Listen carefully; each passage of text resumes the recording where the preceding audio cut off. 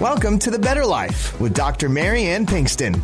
Join Dr. Pinkston today as she teaches you how an integrative approach to health, combining holistic and contemporary medical information, can lead you to the better life. And now, here's your host, Dr. Mary Ann Pinkston. Hello, everybody. Welcome to The Better Life with Dr. Pinkston. I'm Dr. Mary Ann Pinkston, and going to bring you some good information today. And this one I like in particular because there's lots of confusion, and we're going to discuss intermittent fasting. I know everybody's really interested in this. It's the beginning of the year. Everybody's back on their mode of dieting. Right. So here we go, and I've got Laura LaValle, registered dietitian, and registered. Please walk me through your degree, because I want to say it correctly. You are degreed. You're not just certified. Yes. You're degreed. Yes. Thanks. Yeah, Welcome. That's right. Registered dietitians. It's the only full academic degree in nutrition. Absolutely. So, and I want to make sure it's a whole approved, coursework. It's basically a 6-year program now, because most places require a master's. Yes. I'm older, so what I did back in the day, I did my 4 years plus my internship. Yes. Basically, is what gets approved as like a master's now. Yes. But back when we did it, they didn't confer a master's. But yeah, it's a huge course of study. People don't understand. Nutrition is, when you really want to delve in, you have to learn your chemistry and biochemistry. You really have to look at human pathophysiology. Yes. And you have to see what goes wrong and then what you can do with diet to correct it, Absolutely. And so it's an intense course of study. So I appreciate that, Mary Ann, because I do caution people to watch people that just have a certification course of some kind. Yes.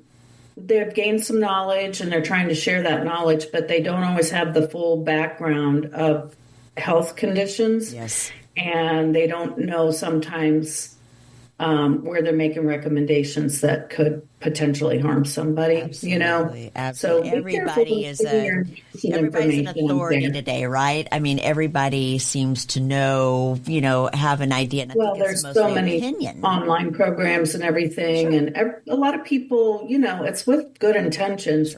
I just caution people, be careful, Yes. Yes, absolutely. Yeah, even what like fasting. I'll give you a warning right up front. We're going to talk about fasting today. Yes. If you're on diabetes medications, you can't do it. That's right.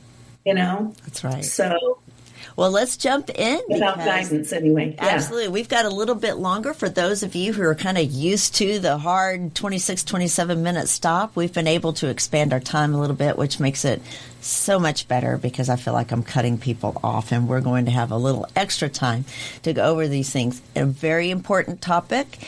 And so let's jump in. Will you kind of name the different types of fastings? Because there are some people religiously will do a month fast. There are some people who will do something every other day, or the time restricting, or, there's so many different types.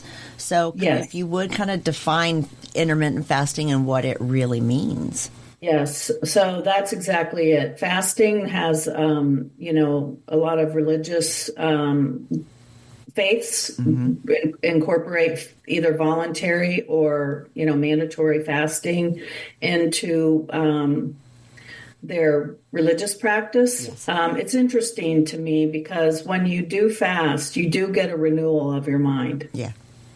So I can see where that clearing would help you, like in your prayer and your faith life. You know what I mean? Yes. But I would like to say too, people tend to think this is like a newer thing because we've been hearing about it, pretty hot and heavy in the last few years. Sure. But calorie restrictions, science and study into calorie restriction in general goes back decades. Absolutely. So what they found out was that restricting food intake, and it's in our era, right? When we're in a time of abundance, when people don't go without food because it's hard to find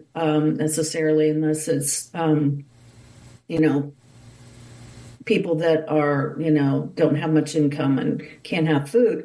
The vast majority of people are eating every day, eating too much all the time. And, that ages us and that shortens our life.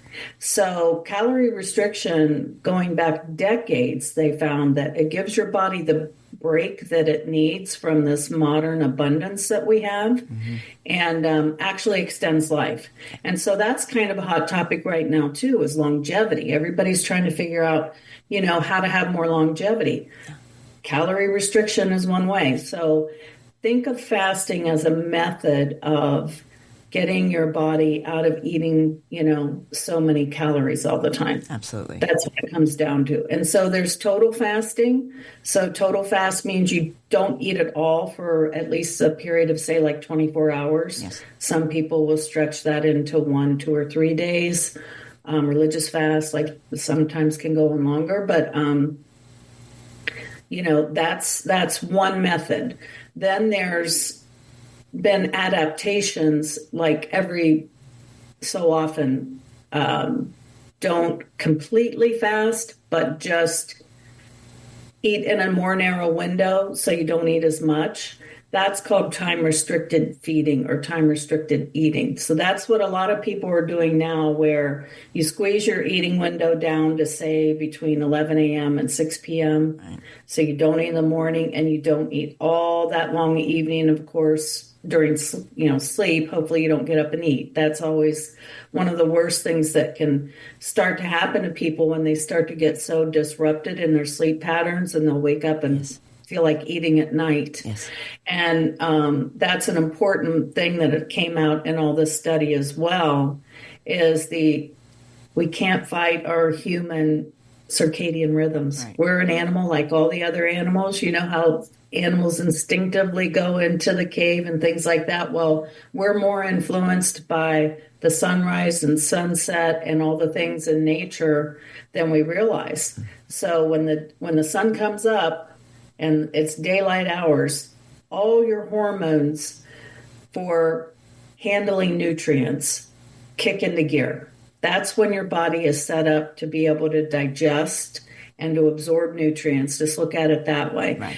When you get into evening hours and the sun goes down, the body doesn't like having food. Right. If we're following what is built into our circadian rhythms, when we eat in the evening too late, especially, that is very disruptive. It creates a lot of inflammation and a lot of health issues.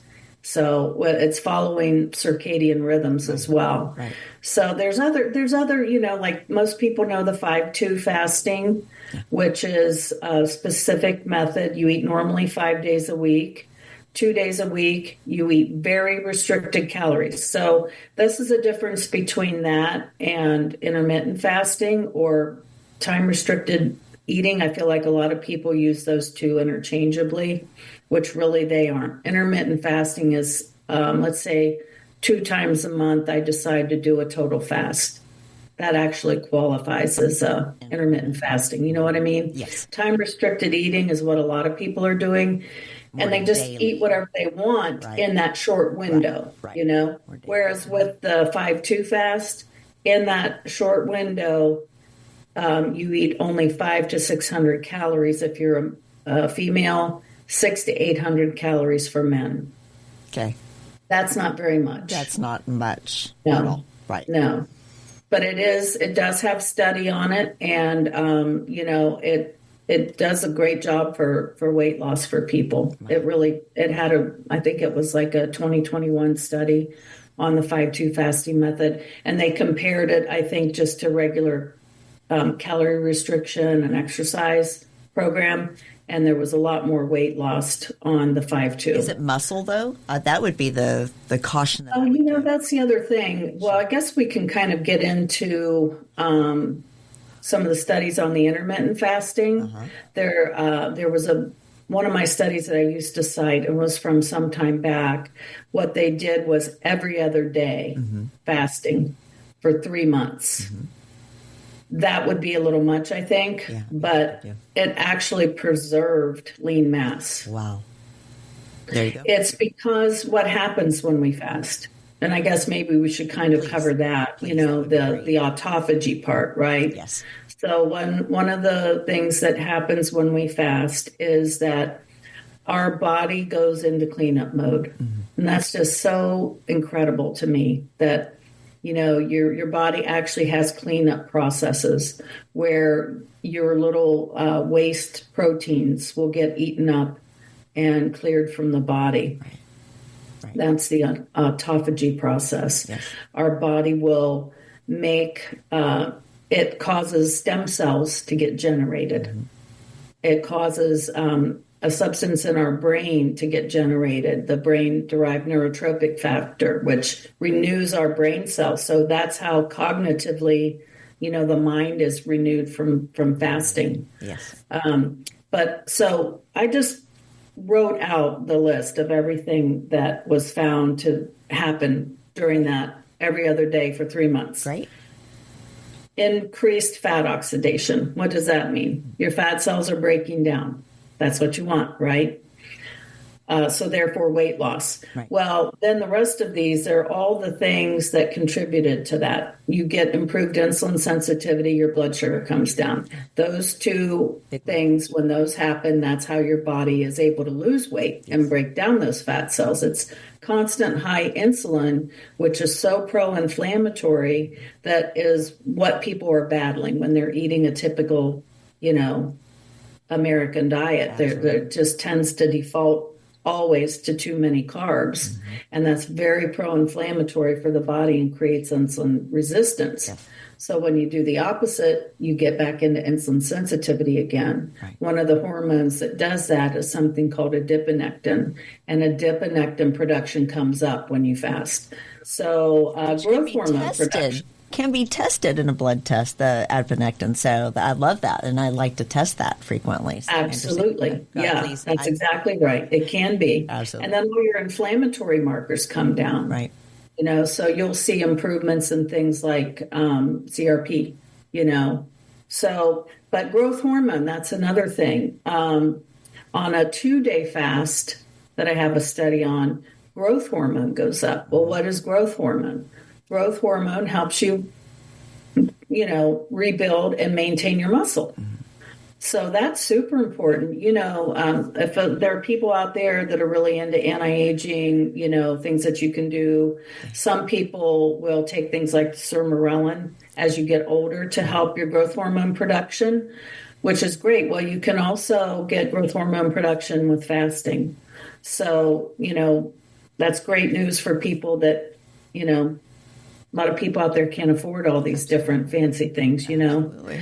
But so your brain-derived neurotropic factor goes up, your brain cells renew, so it stops neurodegeneration and helps brain cell renewal. Beautiful. Well, I think that's incredible. And I as a dietitian, what do we hear all the time, Marianne, as health practitioners? My Alzheimer's runs in my family, or I just don't want to lose my brain. That's one of those. It's cancer and Alzheimer's. I think those are two of the things that people really, really fear. Absolutely. And just if you haven't tried fasting, I do encourage you to try it. I personally do the time-restricted feeding. Same. And I will give a caution about it because, in true American style, when people latch on to something, they really want to do it. They really want to dive in. They want to go for it. Well, what happens? They get excessive. Yes. So the caution is if you do too much, too long. So a lot of people are trying to do not eating for 18 hours of the day and only eating in that 6-hour window. Yes. Every single day. Right.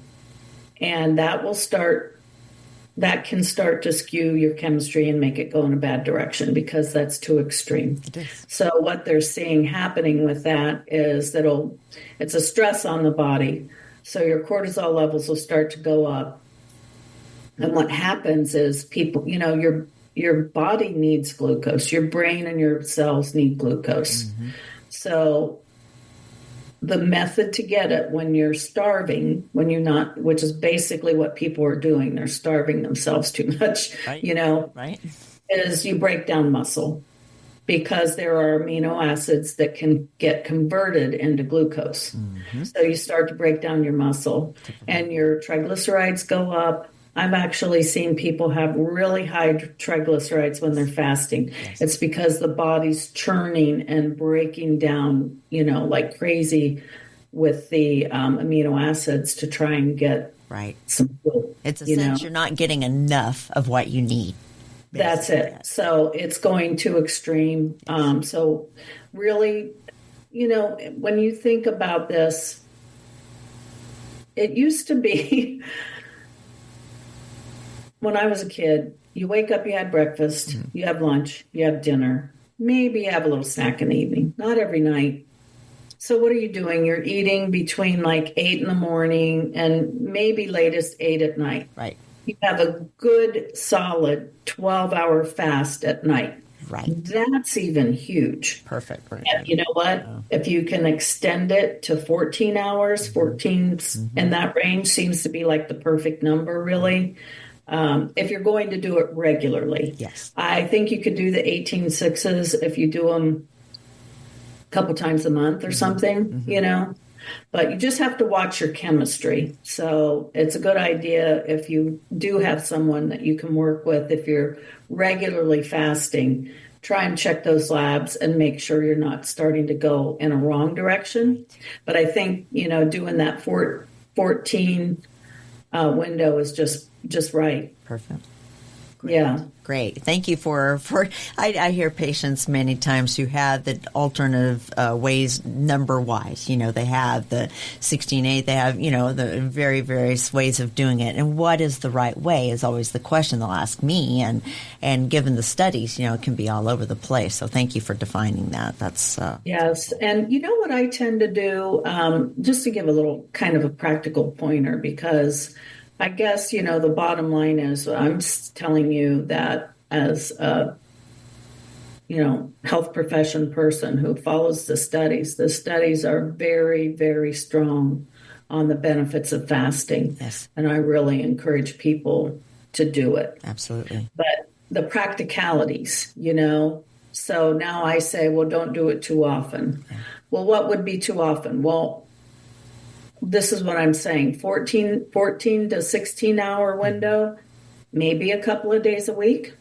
That's not too often, And what I tend to do is, because life always gets in the way, right? Absolutely. And so we'll have a business dinner or too busy a schedule and we're home and we're eating later than we intended, So if I know I had an evening where I ate more than normal, yes, what I will do a lot of times is that next morning I'll just get up, I'll have, a little bit of coffee and, drink water, and I will fast longer, in the morning. I'll go till a good noon, 1 o'clock before I eat again. Okay. But then I make sure to don't get into repeating the bad habit of eating too late into the evening, cut it off. You know what I mean? Absolutely. But that's a good point, because many times people will get into skipping breakfast. So we hear all the time that breakfast is the most important meal of the day. Don't skip breakfast. But yet when you're doing a fasting regimen, oftentimes you can. So for those who are confused on that point, what does that actually mean? Don't miss your... Yes. Okay. So that is a very common thing, right? Absolutely. Because whether you're young or old, it seems like people with families, especially, you're getting up, you're getting your kids going in the morning, out the door, and you just got to get out the door and you don't even take time to eat. And so I just had a client like this a couple of weeks ago that just didn't eat all day, but then, starts eating afternoon, evening, might eat a little bit of lunch, not very often. So then, and it was a man, and every single day is just eating like in that 4 to midnight window, which is the exact time when you shouldn't be eating. Correct. So in a way you could say, well, I'm fasting all day. Well, that's kind of true, and it might mitigate something, I don't know, but the problem you're going to run into is you're trying to have your nutrients come in at a time when hormonally the body isn't equipped to deal with food. Right. So Thank you. I had to get him into taking in something in the morning, protein shake or whatever, something. Whatever you can. Yeah, it's like that in that regard. Yeah. So we could work the calorie intake into the earlier window where we're not trying very hard not to eat after 7, 8 o'clock at night. Correct. Latest. A lot of people say try to really finish by 6, 7 p.m. Right. So, that's exactly it. Many people will go all to be day honest, and then eat that one giant meal late in the evening because I don't have time. There are ways to make time and ways you can get in your intake. And it's all individual response. There are circumstances that might make a difference. I've had a couple of times, handful of times, I would say, over the years, where I've had clients that were in like blue collar professions, out working on a construction site, hard physical labor, yes. And they just eat that one giant meal a day, and their labs were fine. Yeah. So, they were fine. Right. It just, you really have to, I always say the proof's in the pudding. So look at what's actually going on in your body. Mm-hmm. If we don't have a problem, I'm not going to make one. If that's an eating pattern that has worked, and as long as the lipids and everything stay good, then what are you going to do? Yes. And you have people that work night shifts, and for a fact, same as me, right? Yes. Night shift is hard on the body. Absolutely. People come to me asking, I want to lose weight, and what is your work life like? I work the night shift. I'm like, good luck with that. Just good luck with it. It's hard, unfortunately, against your circadian rhythm. Yeah, I have a sister that worked night shift for years, and it was she finally found different position and a different, she's in healthcare, right. And she got on days, and it's like it makes such a huge difference. And I really have compassion because people need their jobs. Yeah. And here you're working hours, a lot of policemen that work night shifts, absolutely. Firefighters, different, lots of different professions or factory, round the clock factory mm-hmm. operations that you get into night shift. And you can earn extra money on that night shift, but it is very hard on your body. Absolutely. I would just caution people that have to work night shift because that's the hours you're awake. You're eating at night when the body's not, hormonally equipped. Absolutely. My caution is really make sure that you can manage your carbohydrate intake. You really have very little window for any refined, sugars. Absolutely. You have to make sure it's a protein, vegetables, healthy fats, centric, and just, your carb is like your small side dish. You have a few bites because it's too challenging, Absolutely. Especially to deal with those carbs when you're not getting sleep. When you're not getting sleep at night, the body will, this will happen to people even if they're not working night shift. You and I see this, right? Mm-hmm. You're not able to sleep at night because such stressful days, and the stress hormones end up interfering with our sleep at night. It's called hyperarousal, right? Yes. And what happens to people over time if you don't try to do something to intervene? Diabetes. Absolutely. It just puts you into type 2 diabetes. So I found an interesting study, and I thought your people might be interested in hearing this. Yes. This is a comparison of intermittent fasting to Mediterranean diet and paleo diet. Interesting.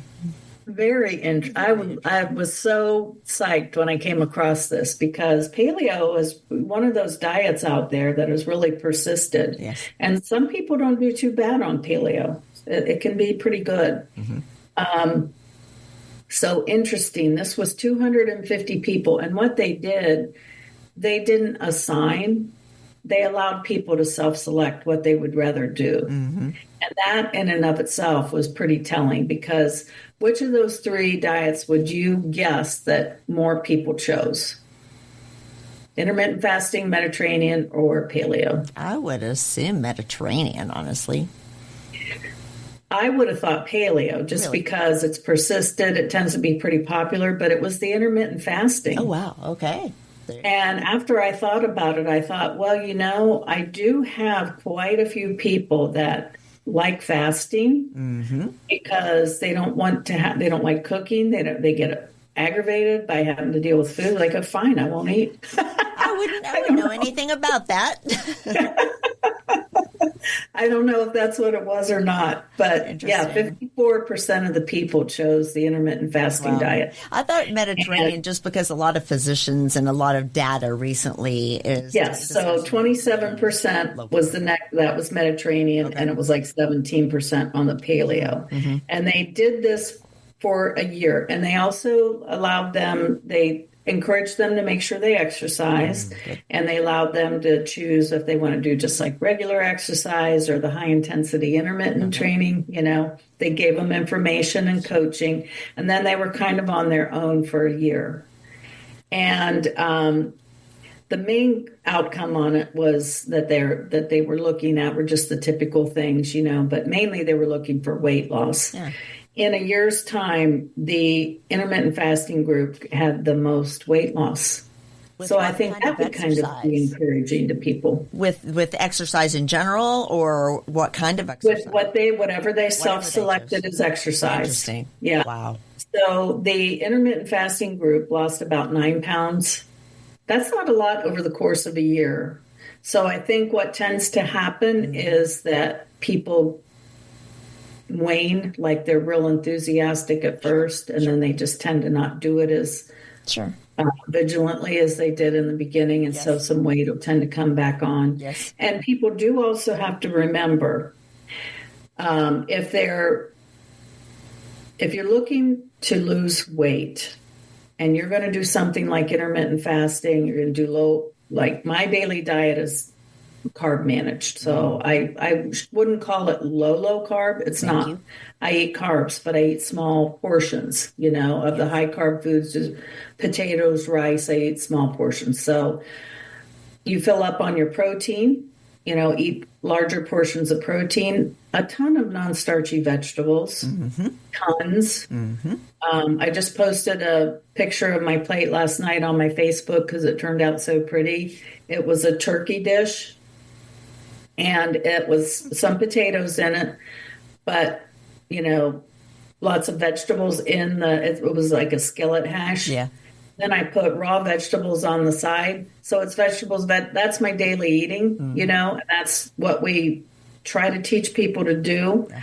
But when it comes to eating more protein, that kind of diet, you will put your muscle on first. That's what I found. Your body rebuilds your lean mass when you're eating more protein. So on these eating methods that they had, the Mediterranean diet was probably the lowest protein one. I agree. But with exercise, if people start exercising, your bones are going to get more dense and you're going to start putting on more muscle. So I would like to have had more analysis on how much fat was lost versus lean gain. I really encourage people track your body mass, because I can't tell you how many people I've had, their body is literally shrinking. But because that number on the scale isn't dropping as low as they think because their lean mass is coming back on, all they can see is that number instead of, look, weight, your belt is going over another notch, your pants are getting loose, so you do have to pay attention to body composition. Absolutely. But our show's about fasting, right? And this intermittent fasting won big time over Mediterranean diet and even paleo. Interesting. And I'll say this real quick, and then we have a very short break. But okay. People who are looking at the long term, you say 9 pounds over a year. A lot of people get discouraged if that's not in a week. And I think That's if you look at that body compositioning and look at that longevity, somebody that's losing 9 pounds a year has got the lifestyle, has got the idea and the frame of mind. And it's going to keep going. Absolutely. For long-term success and improved longevity and reduced disease, that is the mindset 100%. That we are trying to change everybody to. But Laura, I'm going to take a short break and reset this camera and all for us, and we'll be right back. Hi, this is Ray Solano with your Healthy Choices Minute, sponsored by Prescription Dispensing Labs. New research has concluded that implementing dietary changes could prevent gut inflammatory processes involved in some chronic diseases. Modulation of your gut microbes through diets enriched with vegetables, legumes, grains, nuts, and a higher intake of plant over animal foods has a potential to prevent intestinal inflammatory conditions at the core of many chronic diseases. In short, the foods we eat in our dietary patterns have a major influence on our immune system that can cause many conditions we are suffering from today. Solution: try our OptiMeal shake. Our team has developed the best tasting, healthiest shake you've ever experienced to control blood sugar and to improve your gut. Start your day today with a healthy choice. Call us today at 888-909-0110 for a free sample of the OptiMeal shake. 888-909-0110. Remember, you have a choice in healthcare. Welcome back, everybody. I'm Dr. Marianne Pinkston here with Laura LaValle today, a registered dietitian and a very, very clinical nutritionist. She has worked with so many folks for so long in getting healthy and with longevity, but also doing a lot of teaching, which is Laura's amazing. She's been doing this a long time, very knowledgeable. We were discussing a lot about intermittent fasting, but I know that there is something near and dear to your heart called fasting mimicking, which I'm not sure a lot of people know about, but do tell. This is a very, very good subject. Yeah, this is a product that came out a few years ago.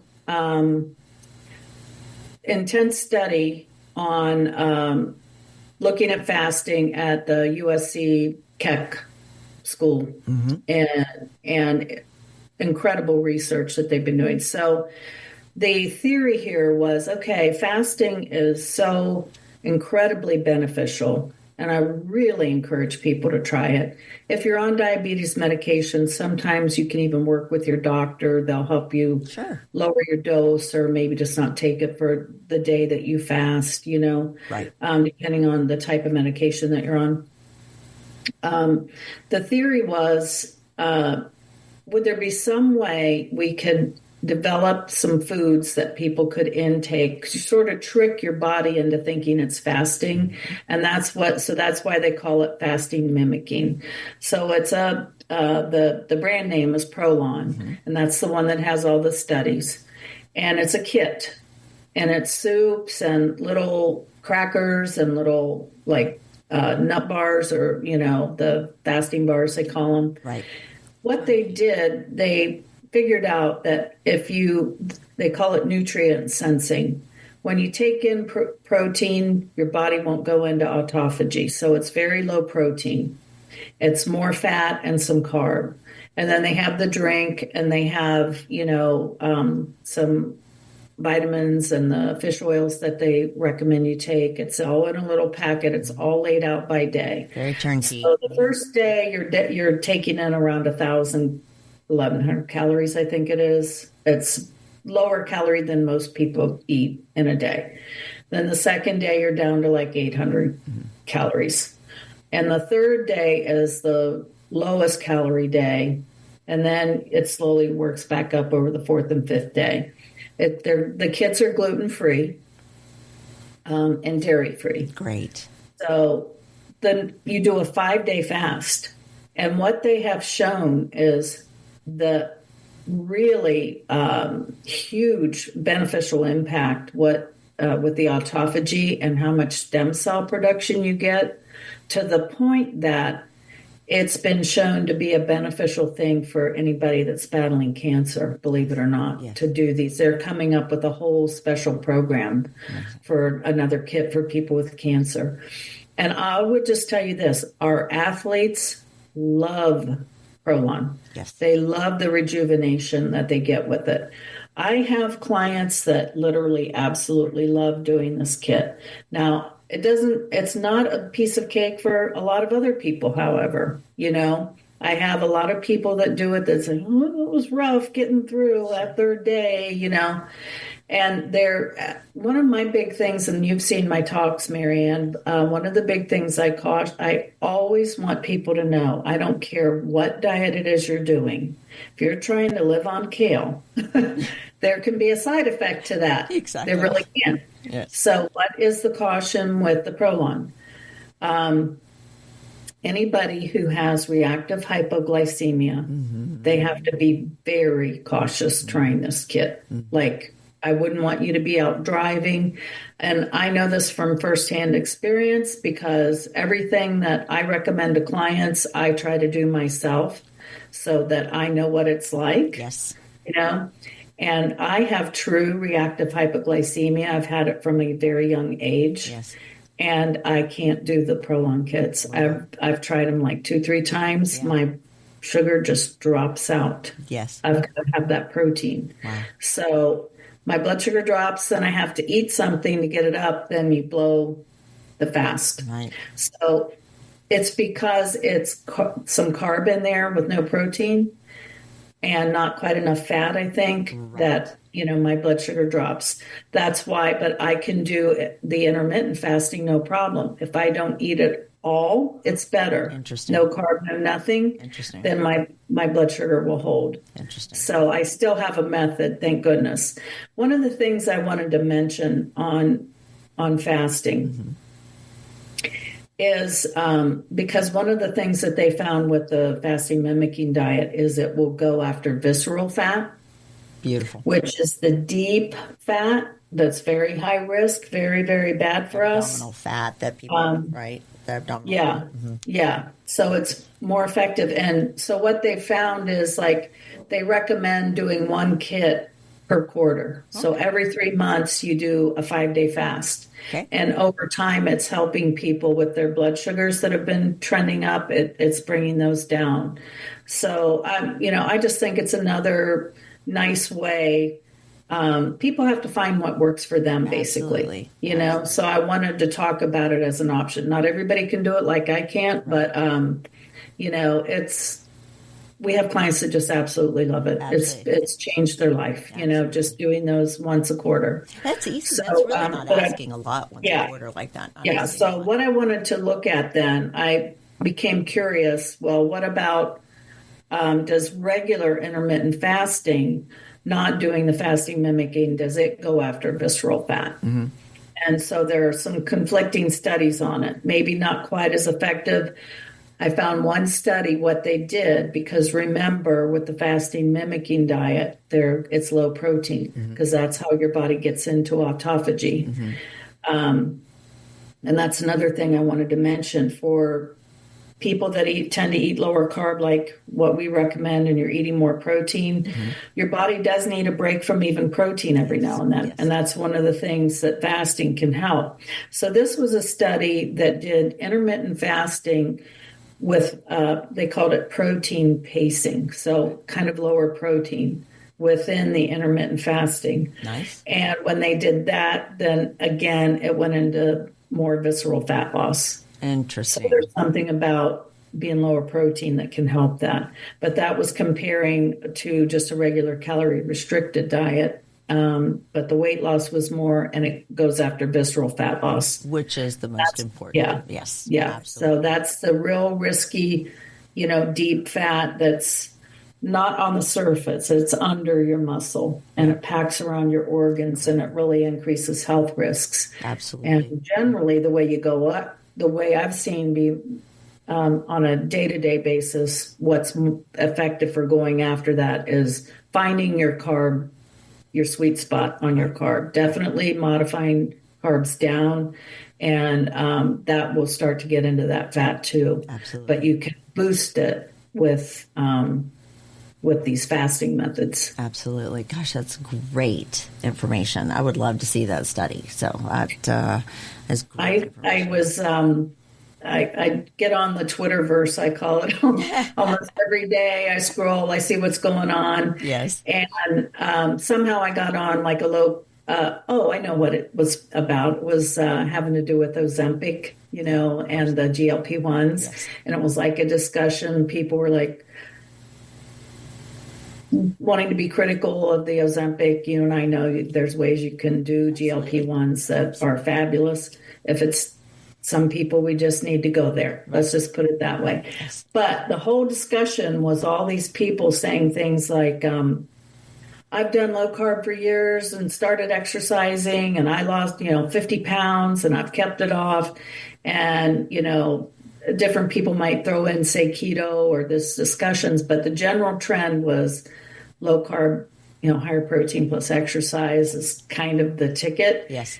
And then I saw this, it was a physician who chimed in. He said, if you put some occasional fasting on top of that, that is the ticket. Yeah.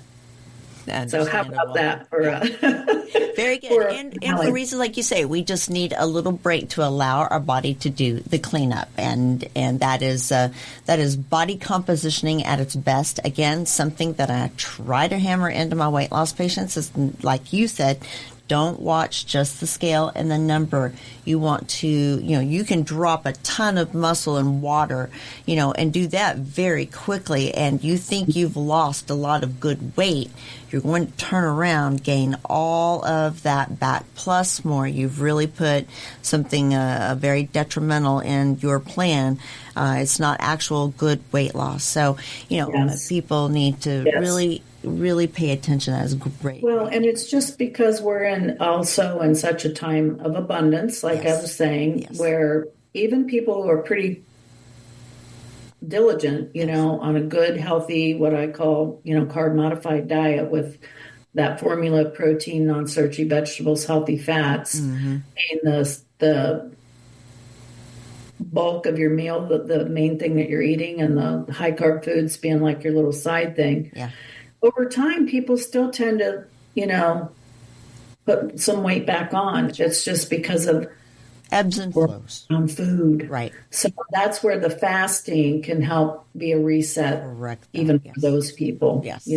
Yes, absolutely. Yeah. So as we kind of wind down on this topic, where can people find you? You've got great information. You mentioned your Facebook. Where can people find you?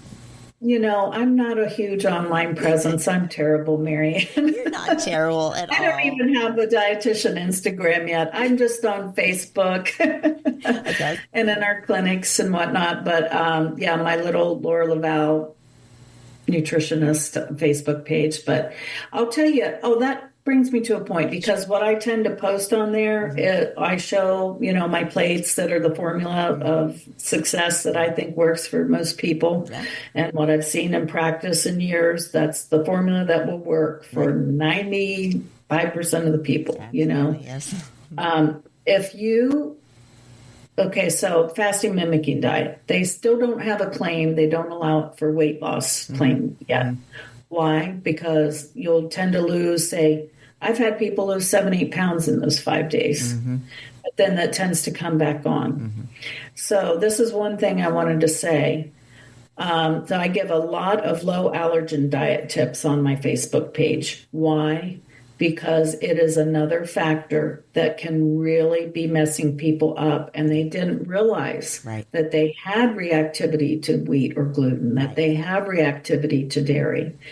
And so why this ties in with the fasting is because I'll have clients that when they feel great, when I have clients that absolutely feel wonderful on the fasting kit, that jogs me to say we really should look at doing an allergy panel, a food sensitivity panel for them, because in most cases, the reason why they're feeling so fabulous is because they're off of the allergens that they were eating. Absolutely. And so if they just, they still will have positive trends, even if they just go back to whatever they were eating, doing those quarterly, they will still have positive trends overall in their chemistry. but weight will continue to be a challenge. Yes. So that's when, if that's the case, then I know exactly we need to work on the gut health, and we need to look at food allergens. Very good point. And I'll speak to that too, because food allergies, food sensitivities brings on inflammation in the body. Inflammation attracts water, and that water weight. So patients will notice what they eat different days. They will gain, 5 pounds overnight and think they've gained fat. It's not true. You've just increased your, inflammation and your water weight from something you did the day before. So start to notice that association, and you'll start to weight is one of the big indicators for some of my people. So when we do an elimination diet process, I can have people just eat a little serving of, something gluten containing, and from one day to the next, they're up 2-3 pounds. Absolutely. And like you said, it's water. It's water. It's inflammatory. The inflammation. And when you have more water and inflammation, you don't feel well. You feel sluggish. Your brain works slow. All those things. And so, and I'll put in a nice word for Jim LaValle, your husband, who is fantastic at a lot of metabolic work as well. And he's got some Facebook and Instagram. Well, he's got Instagram mostly, his Instagram lately. Yes. And some books and things out there. So I'll do an Instagram post on Dr. Marianne Pinkston. You can find me on Instagram, and I'll put those up. I'll put Prolon up as well. Give them a shout out because they've been very supportive of you guys and your work too. Just in information. They are. It's wonderful. Good. Well, Laura, you've done a couple of shows with me. People can go to drpbetterlife.com and find our previous shows. Some information with Jim too, with Ray Solano, who you guys work closely with at the LaValle Performance Health Center. You guys have been supportive of me for many years now. I appreciate it. I appreciate you being on today, and we'll have you back, and Happy New Year. I look forward to it. Thank you. Always. Love you to death. Thank you so much. And everybody, I hope you have a fantastic week. I hope this is very useful information. Thank you, guys. You've been enjoying The Better Life with Dr. Marianne Pinkston. For more information, go to drpthebetterlife.com. That's drpthebetterlife.com. And listen next week for The Better Life with Dr. Pinkston.